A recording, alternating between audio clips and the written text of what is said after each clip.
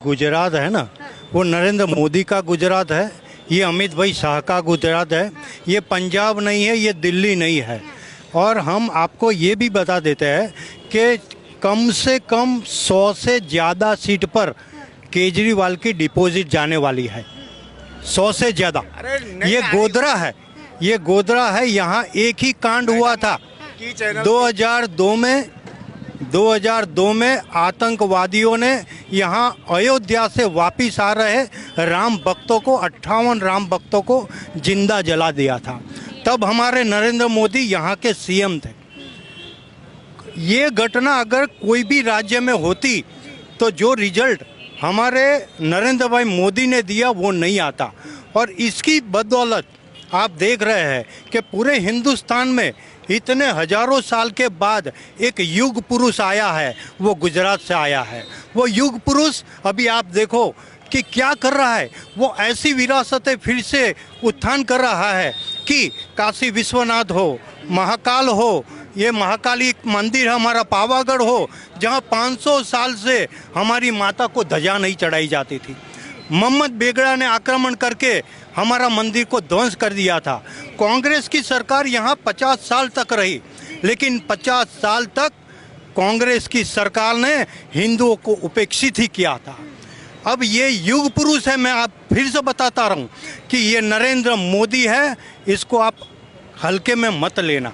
ये मोदी है, अभी पूरा विश्व उसका दीवाना हो चुका है। और यहाँ ये केजरीवाल है ना, तो उसकी तो कुछ गिनती ही नहीं है। यहाँ 182 सीट पर आगामी चेहरा विधानसभा का एक ही है और वो है नरेंद्र मोदी। जब मोदी जी पशुपतिनाथ से बाहर आते हैं तो यहाँ हमारी छातियाँ गज गज फूलती है। जब मोदी जी महाकाल से निकलते हैं पूजा करके तो हमारी छाती फूल जाती है।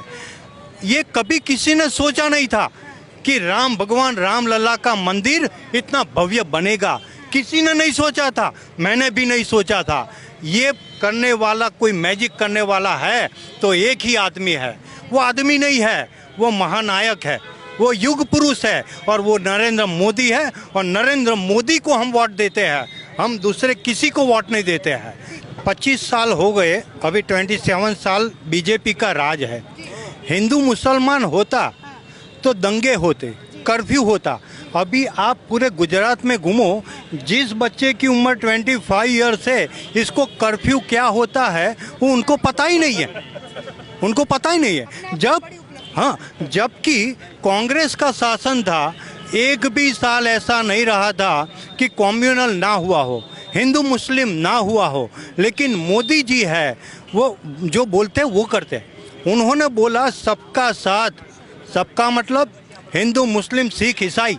ये मुसलमान जो यहाँ के गोधरा के हैं वो अभी आज भी कांग्रेस को ही वोट देते हैं।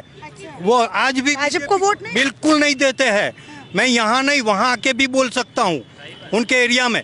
लेकिन मैं आपको ये बताता हूँ कि कांग्रेस का जब शासन था, कांग्रेस को वो आज भी वोट देते हैं, 75 ईयर्स से वोट देते हैं। कांग्रेस के शासन में ये लोग के कच्चे झुपड़े थे, सड़क नहीं थी, बिजली नहीं थी, पानी नहीं था। मोदी आया, मोदी ने बोला सबका साथ सबका विकास। अब आप उनके एरिया में जाके देखो, एक भी कच्चा मकान नहीं मिलेगा। वहाँ पानी है, वहाँ बिजली है, वहाँ रास्ता है, वहाँ रोजगारी है, सब कुछ दिया है। क्यों दिया है? कि मोदी जी ने एक बार बोल दिया कि सबका साथ सबका विकास, तो सबका विकास किया है। मोदी जी को नहीं, सबको पता है कि यहाँ के मुसलमान एक वोट भाजपा को नहीं देते हैं, फिर भी वो हमारे सच्चाई है। हाँ बिल्कुल। चीन के अंदर उनके राष्ट्रपति के लिए मीटिंग होती है और वो जब तक जिए तब तक वो राष्ट्रपति बने रहेंगे, ऐसा बोलते हैं। हमको ये करने की जरूरत ही नहीं है। अघोषित, जब अघोषित है, इसको घोषित करने की जरूरत नहीं है।